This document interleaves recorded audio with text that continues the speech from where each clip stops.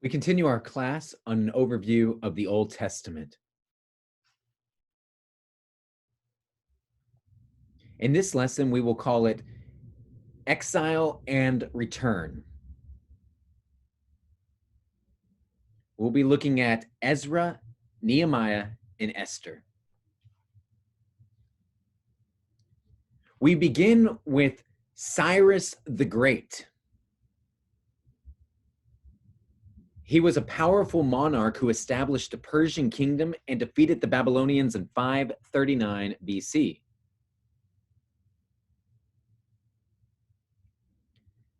As a leader, he stopped the practice of deporting nations from their homeland.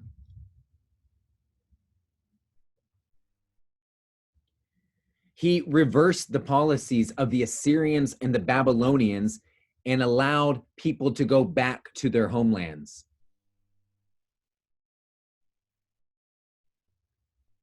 Not only did he allow it, he even financed out of the Persian treasury people to go back to their homes.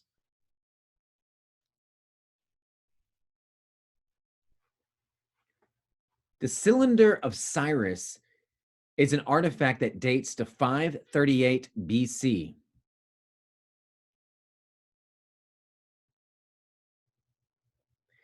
This cylinder declared the reversal of the Babylonian deportations.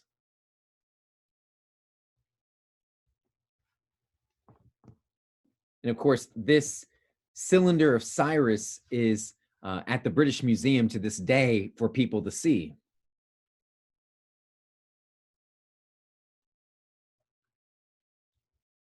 The Jews view this as God's providence.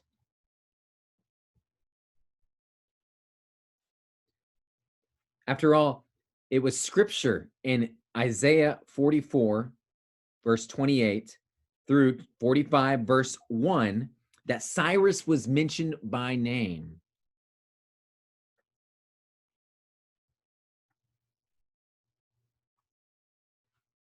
He was mentioned by name 150 years before the edict, before he was even born.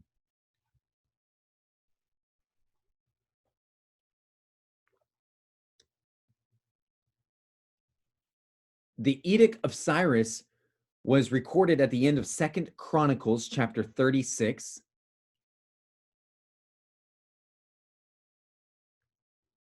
And that edict is virtually identical to the edict mentioned at the beginning of Ezra chapter 1.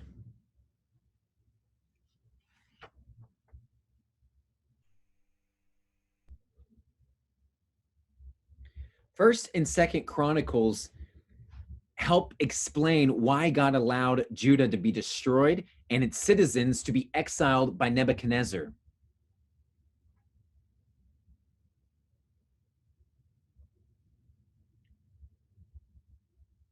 The books of Ezra and Nehemiah pick up on that theme and show how God restored his people, beginning with Cyrus's edict.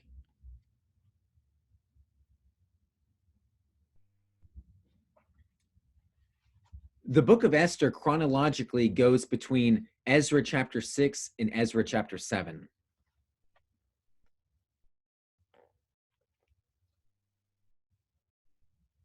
Although our Bibles have Ezra and Nehemiah as two separate books, they originally were combined in one document.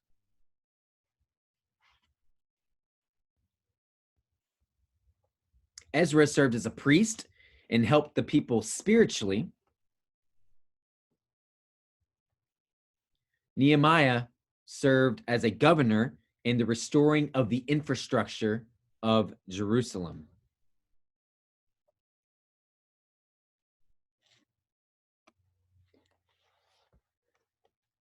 So Ezra chapters 1 through 6, the leader is Zerubbabel.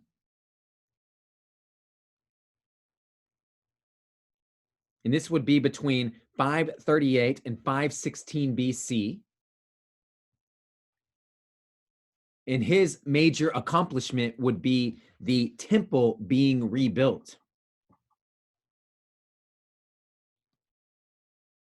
Ezra chapters 7 through 10, the leader is Ezra. This is 458 BC, and the accomplishment was spiritual restoration.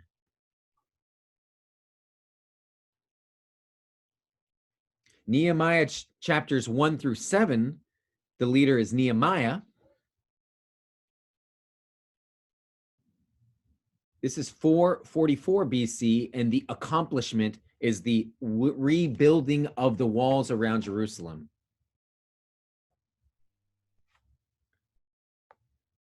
Let's first start with the leadership of Zerubbabel, Ezra 1 through 6. The edict that of Cyrus placed Zerubbabel in the difficult position of trying to govern a barren wasteland that had stood following 70 years in captivity.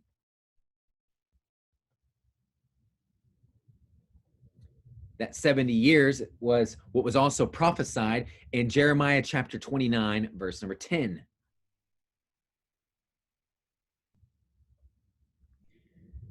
But although the Jews were allowed to go back to their homeland, most people did not.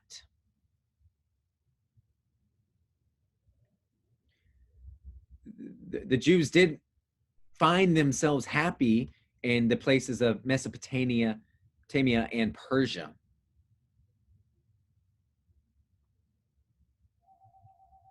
So due to these obstacles, only about 50,000 Jews originally went back to Jerusalem.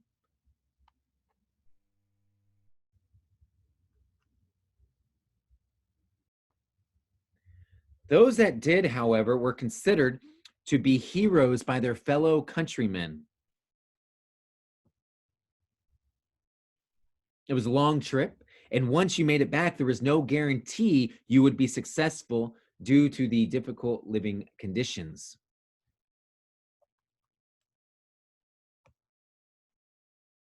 Those who did return would rebuild the temple under the leadership of Zerubbabel.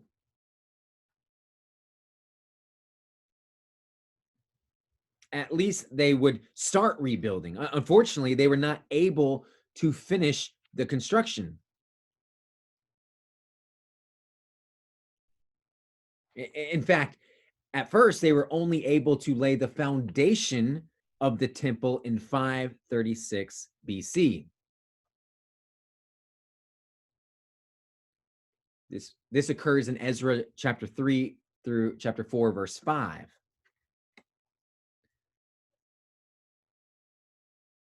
And that's because of the neighboring Persian governor, Tattenai, meddled in their affairs.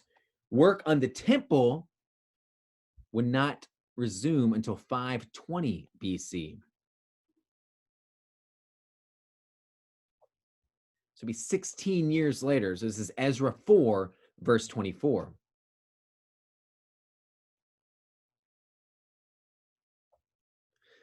The Medo-Persian Empire had a number of kings in history. It began with Cyrus the Great, then Cambyses, then Darius the First, then Ahasuerus, also known as Xerxes the First, and then you had Artaxerxes. Cyrus the Great is the one who was connected with the time of Zerubbabel.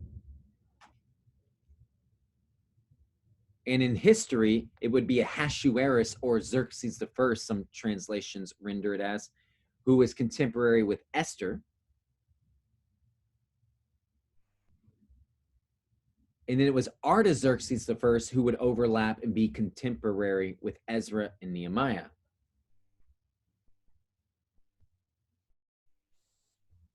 In Ezra 4, verse 24, we're introduced to Haggai and Zechariah. These two men were prophets of God, and they both have books in the Old Testament. Zerubbabel responded to their encouraging message, these prophets' message. and they would resume the construction efforts on the temple. In fact, it was the same Persian governor, Tatanai, who opposed them over 15 years before,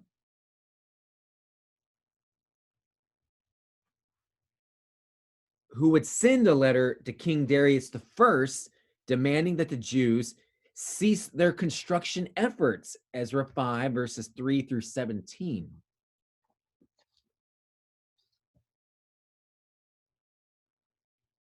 Darius wrote back stating that not only did they have the right to rebuild the temple, but Tatanai was going to have to aid them financially, Ezra 6, verses 1 through 12.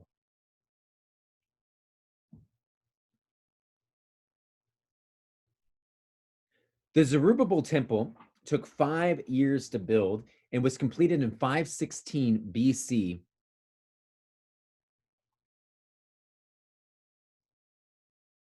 And this is supported in Ezra 6, verse 15.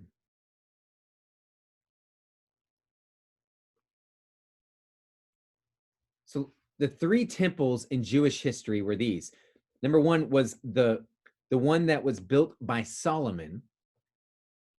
That was 957 through 950 BC when it was built. And that was a temple that was destroyed in 586 BC by the Babylonian general king Nebuchadnezzar. The second temple in Jewish history was built by Zerubbabel, as we've talked about, from 536 to about 516 BC.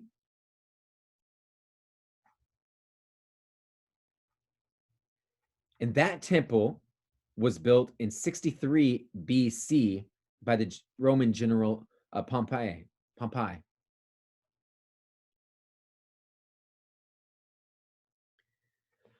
The third temple in Jewish history was built by Herod the Great, and it took a span of 20 BC to 64 AD to complete.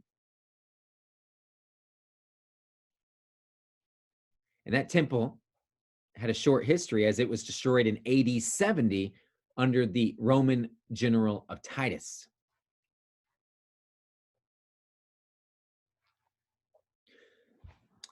So going back to the second temple, many of the older Jews personally had saw the first temple before it was destroyed by the Babylonians.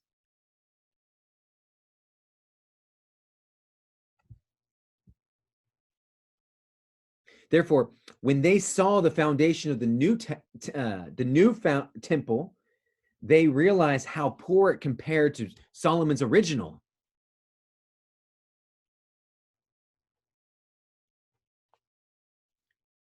And then in Ezra 3, verses 12 and 13, those people cried.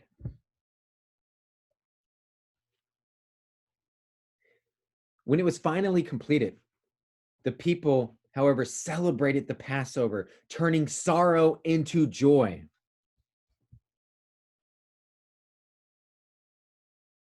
For the Jews had worked so hard to rebuild the temple, Ezra 6, verses 19 through 22.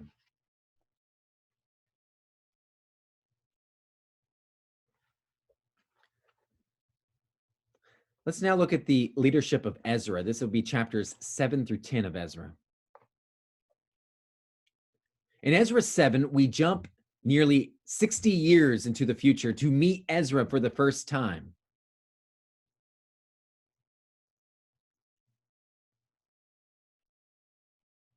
What happened between those years of Zerubbabel and Ezra, we really don't know.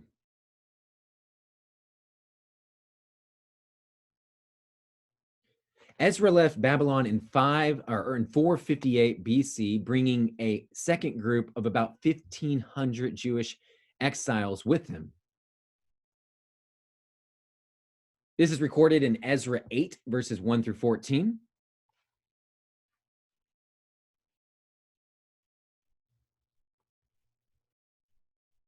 As high priest, Ezra's job was to fully restore the people spiritually.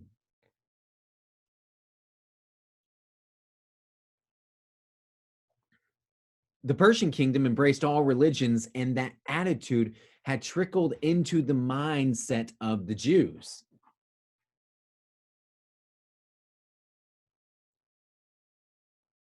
And despite the law of Moses forbidding it, many of the men had married many non-Jewish wives.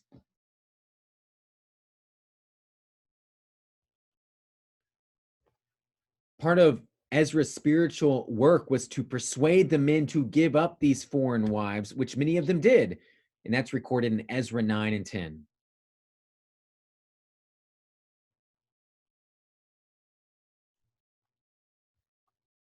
Now let's transfer to the leadership of Nehemiah. This is Nehemiah 1 through Nehemiah 7.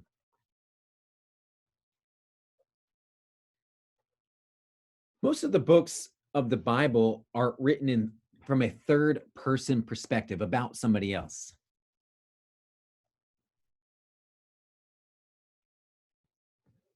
Ezra, however, referred to himself several times in Ezra 7 through 10,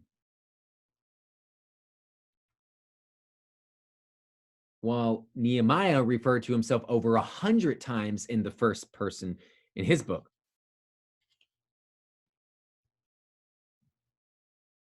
It's a vivid account of a brave leadership to overcome difficult odds and rebuild the walls around Jerusalem.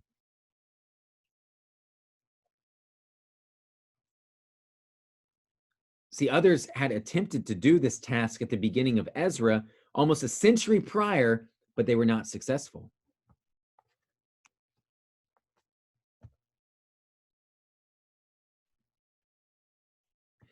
Nehemiah lived in Susa. That was the capital of the Persian Empire.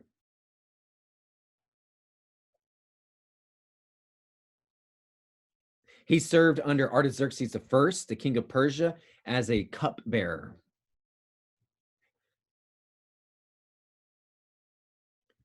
Serving as a cupbearer was a very high position in the royal court.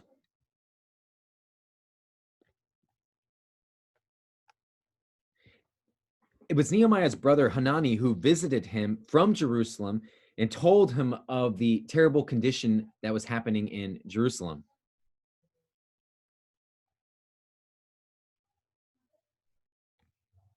So as a result, Nehemiah had a plan, but it would require the help of the king of Persia.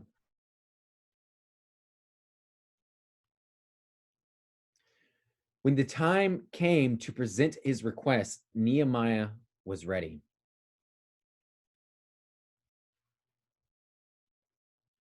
It took a great risk for Nehemiah to ask the king for these requests. But Artaxerxes wanted him to ask. The king gave Nehemiah this.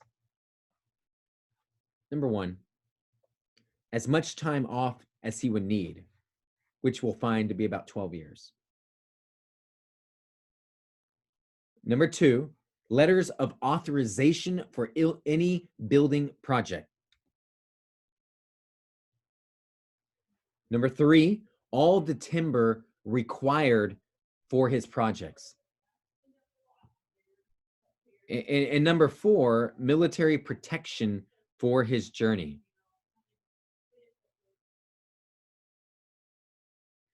Nehemiah was a great leader because he was first a planner.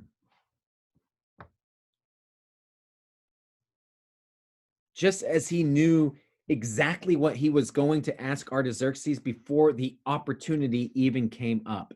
Nehemiah 2, verses 1 through 8.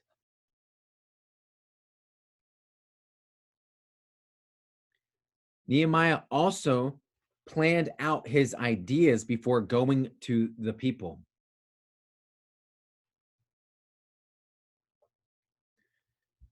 His first task as governor was to secretly survey the walls for 3 nights in a row. Then, and only then, did he go to the people with his plan. Their response, let us rise up and build. Nehemiah 2, verse 18.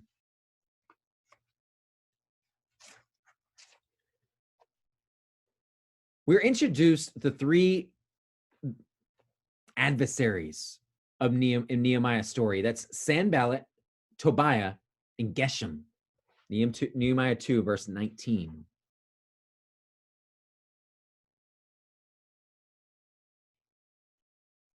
They attempted to make it difficult for the Jews' reconstruction efforts.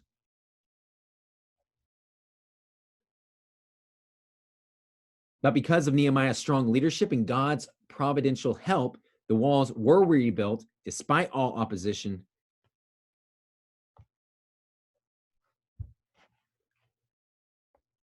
The walls were rebuilt beginning in Nehemiah chapter 3.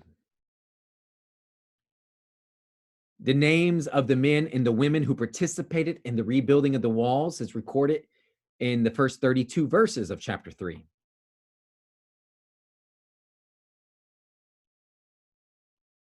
And sure, it may not be the most exciting reading, especially if you don't know the people, but it shows how remarkable the Bible is to record these individual names for all to see.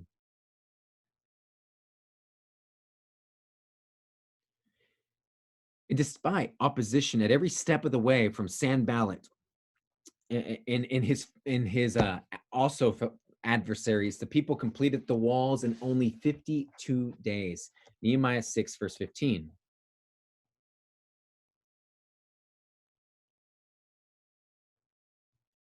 A task that stood idle for nearly a century took only less than 2 months to complete. Why? Because the people had a mind to work. Nehemiah chapter 4, verse 6.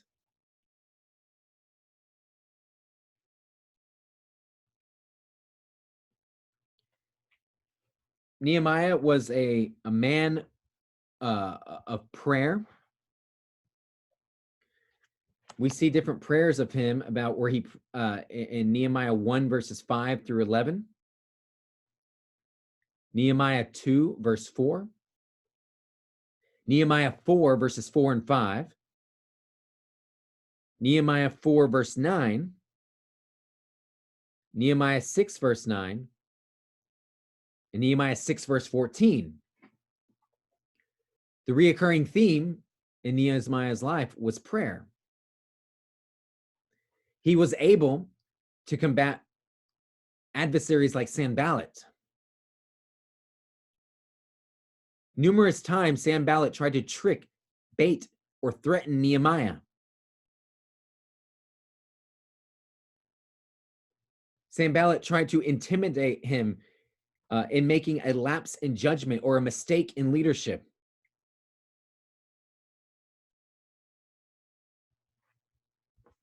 Nehemiah, on four separate times tries to meet with him. And after Sanballat tried these 4 different times to meet with him, Nehemiah responded by saying, I am doing a great work and cannot come down. Why should the work stop while I leave it and come down to you?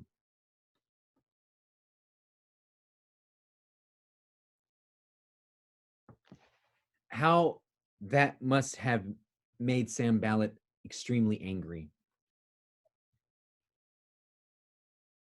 But then his anger turned into fear, and the walls were finally completed. Nehemiah 6, verse 16. Jerusalem was a fortified city again. Strong walls to protect it. And it would flourish again under the governorship of Nehemiah,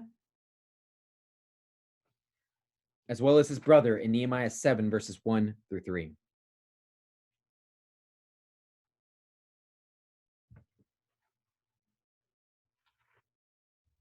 Let me summarize the rest of the text from Nehemiah 7 through chapter 13. Nehemiah 7, verse 4, serves as the grand finale for the entire book. All 3 leaders are mentioned: Zerubbabel, Ezra, and Nehemiah. along with a host of names of Jews who came back to their homeland. In fact, the center of this closing section in Nehemiah 11 records all those who live in Jerusalem despite the difficult conditions.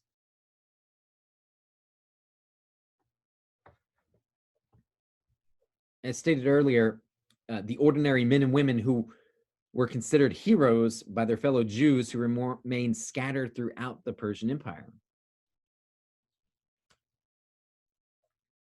We see the reintroduction of feasts being celebrated. The Feast of Passover was celebrated in Ezra chapter 6, verses 16 through 22.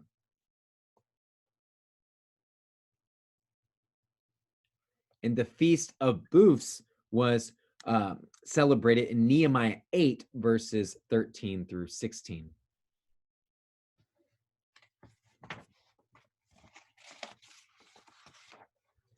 Let's go ahead and continue with an overview of the book of Esther. In Esther chapters 1 through 10, the story of Esther takes place around 480 BC. Esther married the king of Persia, Ahasuerus, who also is known by his Greek version of his name, Xerxes I.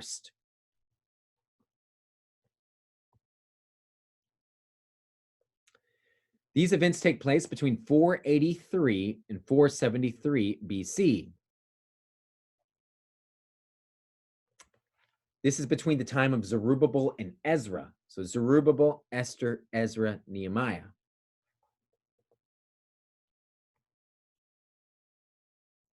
The events of Esther take place entirely in Susa, the administrative capital of the Persian Empire.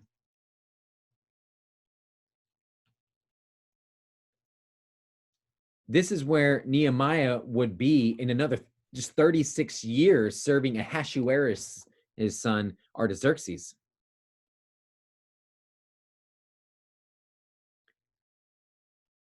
The story of Esther is a carefully crafted narrative that is filled with drama, irony, and excitement. The three main people in the book of Esther are Esther the queen, Mordecai, Esther's cousin, or uncle even, Haman, the king's trusted advisor. So look at the background of the story. Because Ahasuerus disposes the queen Vashti in Esther chapter 1, Esther is appointed the next queen in Esther 2, verses 1 through 18.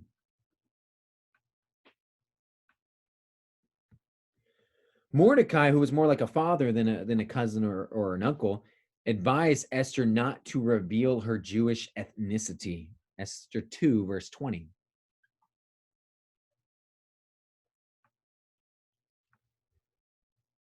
Additionally, Mordecai overheard a plot to kill the king Ahasuerus. And as a result, he stops it with Esther's help. Esther chapter 2, verses 21 through 23. Both of these factors will play into the story later on. Look at a development of the story in Esther chapter 3 through chapter 8. Haman, who had recently been promoted by King Ahasuerus, expected everyone to bow down to him. Mordecai refused. Haman, being a very proud man, perceived his refusal to bow as insolence. It angered him. When Haman's dislike for Mordecai, it just kept growing and growing and growing to outright hatred. And then he began to plot. He began to plot the demise of Mordecai. But he doesn't just stop there. He wants to kill all Jews. Haman tricks the king Ahasuerus into making a decree that will allow the Jews to be killed throughout the Persian Empire on a certain day. Little does he know that Queen Esther is a Jew herself. As the day looms closer, Haman just can't take it anymore. Hatred has completely overtaken his heart at this point. And Haman decides to construct a huge gallows, plan to trick Ahasuerus into having him kill Mordecai on the very next day. This is Esther 5, verses 9 through 14. Haman does not realize that behind the scenes, God is at work protecting Mordecai from these evil plans. Remember how Mordecai heard the assassination plot previously that had spared the life of King Ahasuerus. On the very night that the gallows had been completed, King Ahasuerus could not sleep. So, what better way to overcome this lack of sleep than to read from the borrowing royal chronicles? It just so happened that the section he read about was how Mordecai had saved his life. To make matters even worse, for Haman, the next day, Ahasuerus honors Mordecai. He doesn't kill him, he honors him. In the meantime, Mordecai had gone to Esther to told her that she was in the perfect position to do something to stop Haman's plan.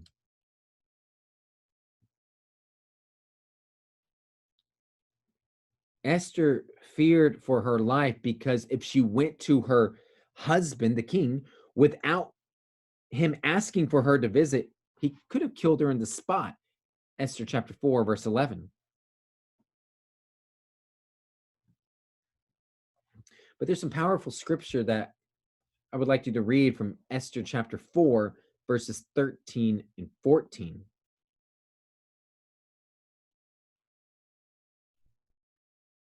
I'll read it in English and you can read it in your particular language. It says, then Mordecai had told Esther this: do not think to yourself that in the king's palace you will escape any more than all the other Jews. For if you keep silent at this time, relief and deliverance will rise from the Jews from another place. But you and your father's house will perish. And who knows whether you have not come to the kingdom for such a time as this. Mordecai is telling her, if you don't do anything, then you will likely be killed anyways.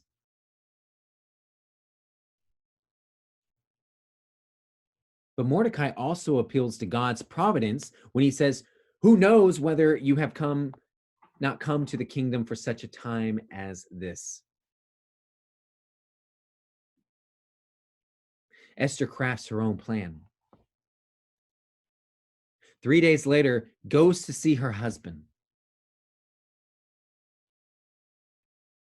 When Ahasuerus sees his beautiful wife approach him, he is very happy to see her. Esther chapter 5, verse 2. What is it, Queen Esther? What is your request? Esther 5, verse 3.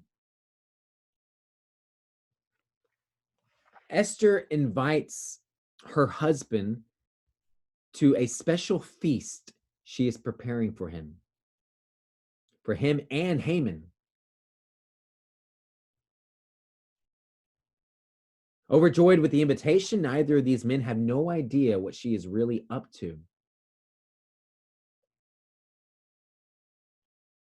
In fact, Haman believes that he's surely going to be honored by Queen Esther.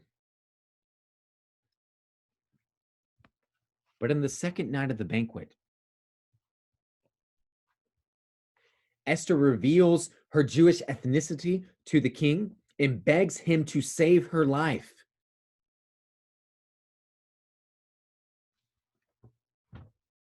Enraged, Ahasuerus leaves the banquet room, leaving Haman and Esther alone.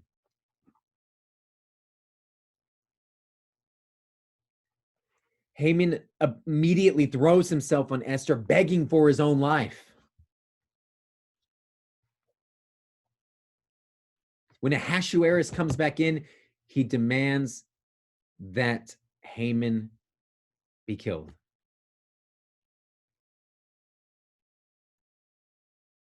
The very gallows that were built by Haman to have Mordecai hanged were used for himself.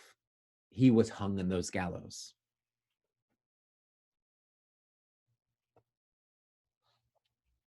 But what about the edict? What about the edict that had already been sent out for the Jews to be killed on a certain day?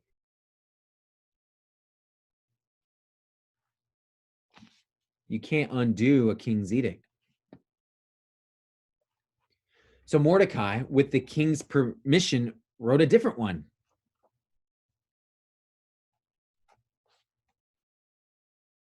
It allowed Jews to preemptively attack their enemies before they were attacked.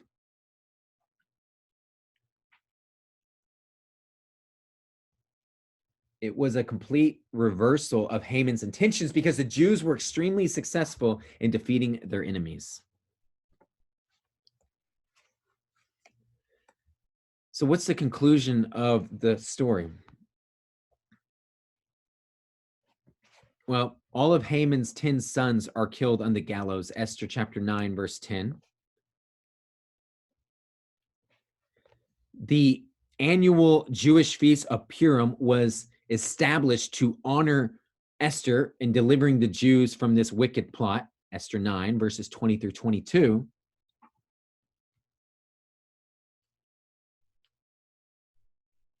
And Mordecai was promoted as Haman's replacement, chapter 10, verses 1 through 3.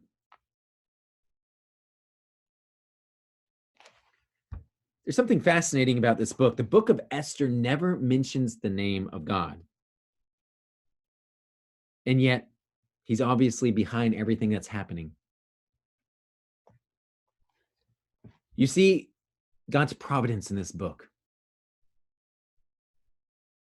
Some would just say they're coincidences, but these coincidences just happen to work out perfectly. Esther just happened to become queen. Mordecai just happened to advise her to keep her Jewish ethnicity a secret. Mordecai just happened to overhear an assassination plot against the king Ahasuerus. Haman just happened to plot to kill all the Jews. Haman just happened to plan to kill Mordecai on his gallows.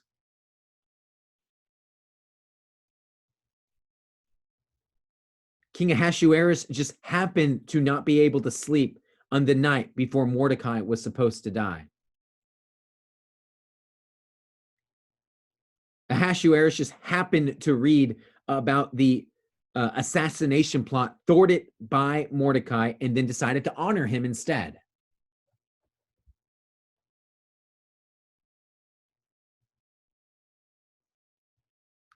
Haman just happened to die in the very gallows that he built for Mordecai's neck. Coincidence or providence? Providence. The books of Ezra, Nehemiah, and Esther present the struggles of the Jews during the days of the Persian Empire.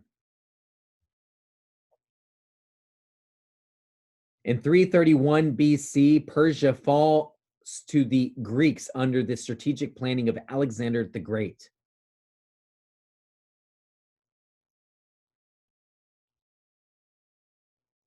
After his death in 323 BC, the Greek Empire would eventually give way to the rise of the Roman Empire.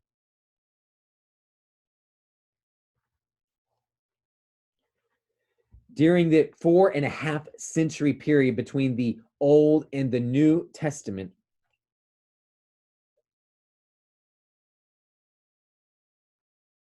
which is approximately the period of 430 BC to about 25 AD, God's people were scattered throughout the known world. Only a few of them actually lived within the confines of Jerusalem and the surrounding areas. They did suffer at the hands of various rulers, including Antiochus the fourth of Epiphanes. He was the king of Syria from 175 to 163 BC.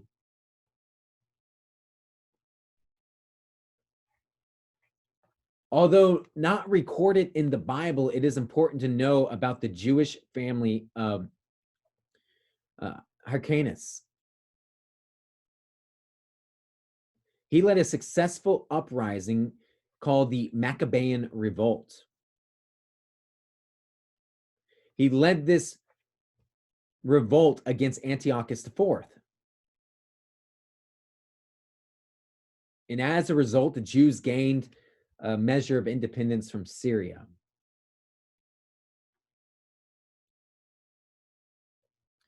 In 37 BC, the Roman Senate appointed Herod the Great as king of Judea. Judea is the Roman name for the land of Judah, where Jerusalem is.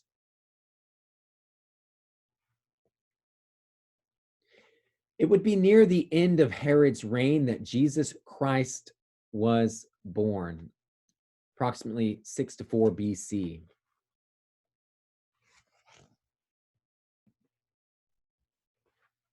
In our next few lessons, in our next lesson, I want to talk about the poetry and the prophecy books of the Old Testament. And that will conclude our lesson today. And with a couple more lessons, we'll conclude our overview of the Old Testament history. Thank you for your attention.